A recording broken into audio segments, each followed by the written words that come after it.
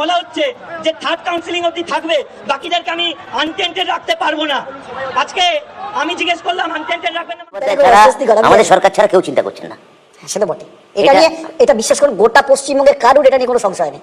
আপনাদের সরকার ছাড়া আর কেউ চিন্তা করছেন এবং চিন্তা করেছেন বলে বছরের পর বছর দেওয়াল লিখন করলো, যারা বছরের পর বছর মিছিলে হাঁটলো, যারা বছরের পর বছর আমার সঙ্গে খালি দিদির মুখের দিকে তাকিয়ে দিদির ছবি নিয়ে যারা বাড়ি বাড়ি গিয়ে বললো যে অমুক এমএলএ ব্রাত্য বসুকে ভোট দিন, জোড়াফুল চিহ্নে ভোট দিন, তো চাকরিটা আমি তাদেরই দেবো। সাধারণ মানুষ হিসেবে আমার আপনার প্রত্যেকের জানার অধিকার আছে যে রাজ্যে শিক্ষা এবং শিক্ষক উভয়ের হাল বেহাল, সেই রাজ্য কি নিজেদের শিল্প নিয়ে আজও গর্ববোধ করে? নিজেদের শিল্প এবং উন্নয়নকে অন্য রাজ্যের সঙ্গে মাপকাঠিতে বিচার করে? যদিও বর্তমান শিক্ষামন্ত্রী ব্রাত্য বসু তিনি এটাই মনে করেন রাজ্যকে নিয়ে একমাত্র ভাবেন রাজ্য সরকার। তার এই কথা সাধারণ মানুষ ঠিক কিভাবে নিচ্ছে সেটা কিন্তু দেখা খুব প্রয়োজন। আমাদের সরকার ছাড়া কেউ চিন্তা করছেন না। সেটা বটে। এটা নিয়ে এটা বিশ্বাস করুন গোটা পশ্চিমবঙ্গের কারোর এটা নিয়ে কোনো সংশয় নেই। আপনাদের সরকার ছাড়া আর কেউ চিন্তা করছেন এবং চিন্তা করেছেন বলেই আজকে এই 26,000 আপাতত চাকরিহীন, তাদের নিয়ে চিন্তা ভাবনা হচ্ছে, আলোচনা হচ্ছে, এত কিছু হচ্ছে। এখনো লোকে স্বপ্ন দেখছেন আর কি। হাতে আছে লালিপপ, খুলবো দোকান, ভাজবো চপ। আচ্ছা, এই স্লোগানটাকে আপনারা ঠিক কিভাবে নিচ্ছেন? এই স্লোগান কার যোগ্যতাকে নিয়ে প্রশ্ন তুলছে বলতে পারেন? অনেকেই হয়তো বলছেন কিংবা ভাবছেন চপ তো একটা শিল্প, এটাকে নিয়ে এত ভাবার কি আছে? একদম ঠিক। সরকার থেকে যেখানে চপকে শিল্প হিসেবে গণ্য করা হয়েছে, সেখানে আমি আপনি কে যে চপকে নিয়ে দুটো বাজে কথা বলবো? কোনো জীবিকাকে আমি ছোট করছি না, বরং এটা বলতে চাইছি প্রত্যেকের জীবনেই ছোট বড় অনেক রকম স্বপ্ন থাকে এবং সেগুলোকে পূরণ করবার জন্যই প্রত্যেকে ছোট থেকেই একটা টার্গেট নিয়ে বড় হয়। তাই প্রত্যেকের জীবনে যেমন শিক্ষকতা টার্গেট নয়, ঠিক তেমনই প্রত্যেকেই যে চপের দোকান খুলে চপ ভাজবে এটাও নয়। আর যদি চপ যারা ভাজছেন তারা অন্য কাজ করেন, তাহলে চপের দোকানগুলো কিন্তু ফাঁকা হয়ে যাবে। ঠিক তেমনই কোনো শিক্ষক যদি তার শিক্ষকতা ছেড়ে দিয়ে চপের দোকান খুলে বসে, তাহলে আমাদের রাজ্যটা কি হবে আলাদা করে আশা করি বলে দিতে হবে না। তবে আমার ছোট্ট ধারণায় যা বলে তাতে করে লালিপপ বিষয়টা কিন্তু অন্য কিছুকে নির্দেশ করে। যেমন ধরুন, শিক্ষক শিক্ষিকা যারা যোগ্য, তারা প্রথম দিন থেকেই কিন্তু বুঝতে পেরেছিলেন যে রাজ্য সরকারের হাতে যোগ্য কিংবা অযোগ্যের তালিকা নেই। সেই কারণেই সুপ্রিম কোর্টে সেটা বারবার বলা সত্ত্বেও পেশ করা যায়নি। তাহলে আজ হঠাৎ করে যোগ্য অযোগ্যের তালিকাটা কি করে বিচার করছে? নিশ্চয়ই এটা সান্ত্বনা ছাড়া আর কিচ্ছু নয়। একটা বাচ্চাকে আমরা ললিপপ দিয়েই তো সান্ত্বনা দিই যে পরে তোমাকে এটা করব, যাতে বাচ্চাটা ললিপপ পেয়ে সাময়িক শান্ত হয়ে যায়। যদি শিক্ষক শিক্ষিকারা ছোট ছোট ছেলে মেয়েদের ভবিষ্যৎকে ভুলে গিয়ে বাধ্য হয়ে শিক্ষকতা ত্যাগ করে চপের দোকান দিয়ে বসে, তাহলে কি রাজ্যের জন্য এটা লজ্জার, নাকি গর্বের, নাকি এটাও কোনো উন্নয়নের মধ্যেই পড়বে? আচ্ছা, সূর্য যদি আলো দেয়া বন্ধ করে দেয়, কিংবা ধরুন গাছ অক্সিজেনের বদলে কার্বন ডাই অক্সাইড দেয়, কি হবে? মামার বাড়ি রাস্তা পেয়েছে, আজকে যোগ্যতা নিরিখে চাকরি পেয়ে আমাদের বলা হচ্ছে যে থার্ড কাউন্সিলিং অবধি থাকবে, বাকিদেরকে আমি আনটেন্টেড রাখতে পারবো না। আজকে আমি জিজ্ঞেস করলাম আনটেন্টেড রাখবেন না মানেটা কি? স্যালারি থাকবে না? বলছে না, স্কুলে যেতে পারবো না, স্যালারি থাকবে না, মামার বাড়ির আবদার। এসএসসি অফিসে হুমকি দিচ্ছি, যদি একজনও যোগ্যের চাকরি করা হয় আমরা রাজপথ অচল করবো, গোটা রাজ্য অচল করে দেবো।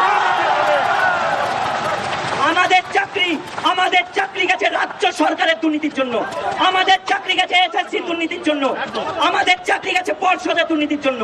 তাদের কি হবে? আমার ছেলে খেলা হচ্ছে আজকে, কাল থেকে স্কুলে যেতে পারবো না, স্যালারি দেবে না, টাকা কোথায় পাবো? পাড়ার লোকেরা অসামাজিক বলবে, অযোগ্য বলবে, টাকা দিয়ে নিশ্চয়ই চাকরি পেয়েছে, তারা তো জানবে না। দায়িত্ব কে নেবে? ইমিডিয়েট সবাই এসএসসি অফিস ঘেরাও করো, এই গেট ওই গেট সমস্ত গেট বন্ধ করে রাখো।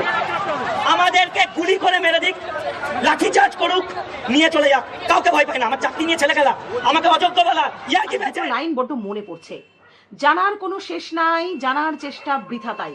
আচ্ছা, শিক্ষার মাধ্যমে তো আমরা ভুল অন্যায় এগুলোকে খুব সহজেই বুঝতে পারি। এটাই কি সরকারের সব থেকে বড় সমস্যার কারণ, যেই কারণে শিক্ষার ক্ষেত্রে এত বড় দুর্নীতি? আজ হঠাৎ করে শিক্ষামন্ত্রীর মুখে যোগ্য অযোগ্যের তালিকা তৈরির কথা আসছে। আচ্ছা, যদি এটা তৈরি ছিল তাহলে সুপ্রিম কোর্টে কেন পেশ করা হলো না? তাহলেই তো দুধ কা দুধ আর পানি কা পানি হয়ে যেত। এর পেছনে রহস্যটা কি? সরকারের গাফিলতি নাকি মদত? কোনটা?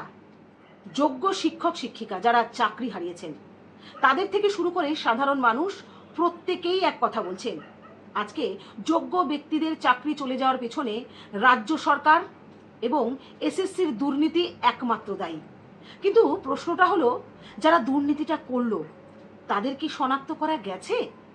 যদি গিয়ে থাকে তাদের জন্য ঠিক কি শাস্তি বরাদ্দ? ওএমআর শিট সহ যোগ্য অযোগ্যের তালিকা তৈরি করা অত্যন্ত জরুরি। ঠিক তেমনই যারা দুর্নীতি করলো, যারা টাকার বিনিময়ে চাকরিকে বিক্রি করলো, যারা যোগ্য অযোগ্যকে গুলিয়ে দিল, তাদের তালিকা তৈরি করবে কে? সত্যি ভাবতে অবাক লাগে। প্রাক্তন শিক্ষামন্ত্রীর দুর্নীতির কারণে আজকে ফল ভোগ করছে সাধারণ মানুষগুলো, অথচ এই সাধারণ মানুষের ট্যাক্সের টাকাতেই কিন্তু দিন যাপন করছেন প্রাক্তন শিক্ষামন্ত্রী। কোথায় তাকে জেরা করলে অনেক অংশেই হয়তো এই সমস্যার সমাধান হতে পারত। অনেকগুলো নাম বেরিয়ে আসতো কারা কারা এই দুর্নীতির পেছনে যুক্ত, কিন্তু সেসব হচ্ছে কোথায় জানি না। যদিও বা আমাদের রাজ্য সরকার আইনের উপর ভরসা করতে বলেন সাধারণ মানুষকে, কিন্তু যতদূর দেখতে পাচ্ছি সাধারণ মানুষ কি বিচার পাচ্ছে? যদি তাই হবে তাহলে এই সাধারণ মানুষগুলো আজও কেন পথে বসে আছে? কেন তারা তাদের যোগ্য সম্মানটা ফিরে পাচ্ছে না? তবে আগামী দিনেও যে চাকরির ক্ষেত্রে দুর্নীতি বেশ শক্তপোক্ত জায়গা করেই বসে আছে, এটা বুঝতে আশা করি কারো বাকি নেই। গত ভিডিওতে আমি কিন্তু তার প্রমাণ দিয়েছিলাম, মনে আছে নিশ্চয়ই আপনাদের? বর্তমান শিক্ষামন্ত্রীর সেই কথাগুলো। তারা আমার সঙ্গে বছরের পর বছর দেওয়াল লিখন করলো, যারা বছরের পর বছর মিছিলে হাঁটলো, যারা বছরের পর বছর আমার সঙ্গে খালি দিদির মুখের দিকে তাকিয়ে দিদির ছবি নিয়ে যারা বাড়ি বাড়ি গিয়ে বললো যে অমুক এমএলএ ব্রাত্য বসুকে ভোট দিন, জোড়াফুল চিহ্নে ভোট দিন, তো চাকরি তো আমি তাদেরই দেবো, আমার কোটার চাকরি। সে চাকরি আমি কাকে দেবো? তাহলে সেই চাকরি আমি দিয়েছি এবং আমি বলছি আবার দেবো, আমার পার্টির ছেলেকেই দেবো, আমার ন্যায্য কোটার চাকরি আমার দলের ছেলেদের দেবো। কার কি বলার আছে? আমার আইনি চাকরি আমি কাকে দেবো বা না দেবো? আমার যেটা ন্যায্য আমার কোটার মধ্যে পড়ে, সেটা নিয়ে কেউ কি কথা বলতে পারেন? আমার মনে হয় কথা বলা উচিত নয়। তবে বর্তমান শিক্ষামন্ত্রী যেভাবে দাপটের সঙ্গে কথাগুলো বললেন, তাতে করে তো সাধারণ মানুষের কাছে এটুকু স্পষ্ট যে আগামী দিনেও চাকরি দুর্নীতি হবে, বেশ দাপটের সঙ্গেই হবে।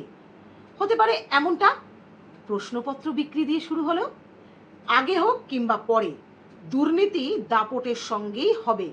কি বলেন আপনারা? আশা করি আমার এই ভিডিওটা দেখার পর আপনাদের মূল্যবান মতামত নিশ্চয়ই জানাবেন। ভালো থাকবেন সকলে, নমস্কার।